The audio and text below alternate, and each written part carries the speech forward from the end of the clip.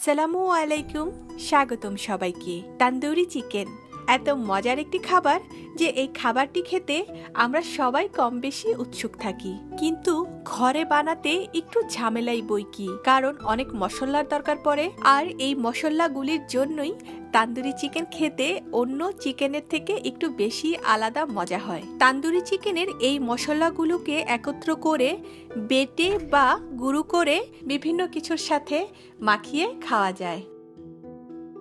শুধু মুরগিতে না, মাছে মেখে ভেজে অথবা গ্রিল করে খাওয়া যায়, অসম্ভব মজা হয়।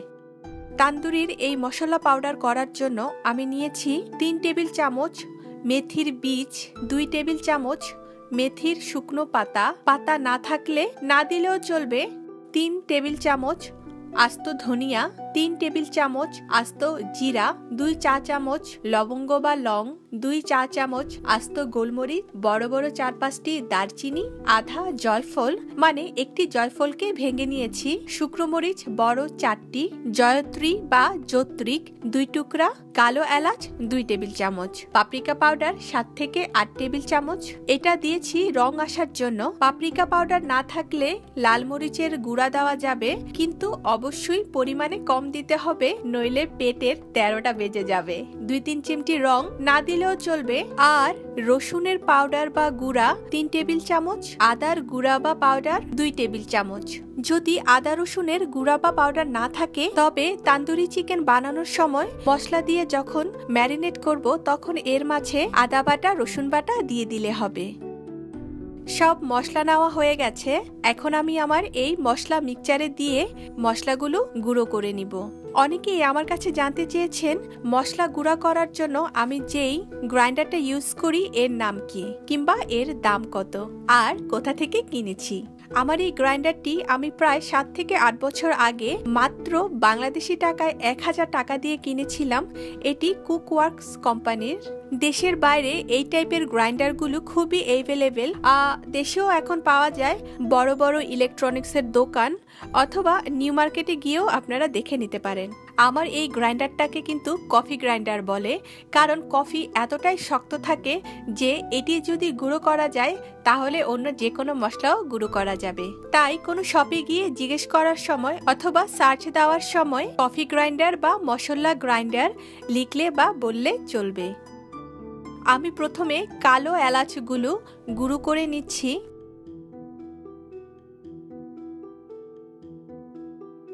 এলাচ গুঁড়ো করা হয়ে গেলে এতে এখন আমি শুকনা মরিচগুলো দিয়ে গুঁড়ো করে নিব। এরপর দারচিনিগুলো দিয়ে দিব, আবার গুঁড়ো করে নিব। এই টাইপের গ্রাইন্ডারগুলো ছোট হয়, তাই অল্প অল্প করে নিয়ে গুঁড়ো করতে হয়। তবে আমার এই গ্রাইন্ডারটা এত ভালো পড়েছে যে আমি সবাইকে রিকমেন্ড করি কুকওয়ার্কসের এই গ্রাইন্ডারটা নিতে। এটি এত সস্তা, কিন্তু কাজ করে দারুণ।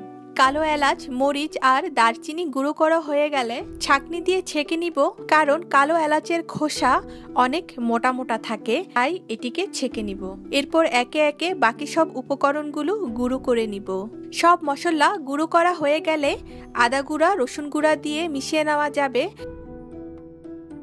আমি মশলার সাথে একবারে দিয়েই গ্রাইন্ড করে নিচ্ছি।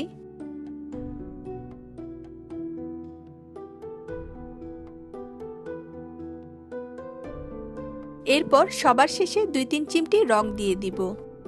সব মশলা গ্রাইন্ড করা হয়ে গেলে চামচের সাহায্যে সব মশলার পাউডারগুলো মিশিয়ে নিব, কারণ আমি অল্প অল্প করে গুঁড়ো করেছি।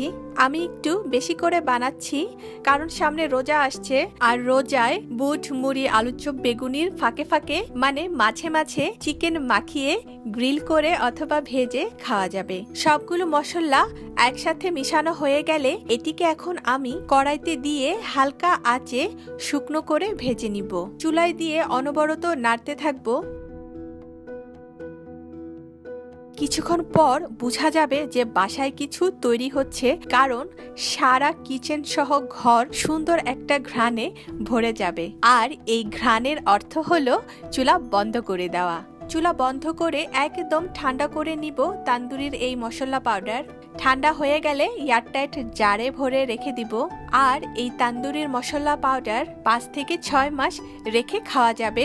আমি ছোট একটি টিপস দিচ্ছি, যে কোনো মশলা পাউডার এইরকমভাবে গুঁড়ো করে, মানে সেটি এখন রোস্টার মশলা পাউডার হোক অথবা বিরিয়ানি মশলা পাউডারই হোক না কেন, এইভাবে গুঁড়ো করে ফ্রিজে রেখে দিলে একদম ফ্রেশ থাকে আর গন্ধটাও থাকে টাটকা।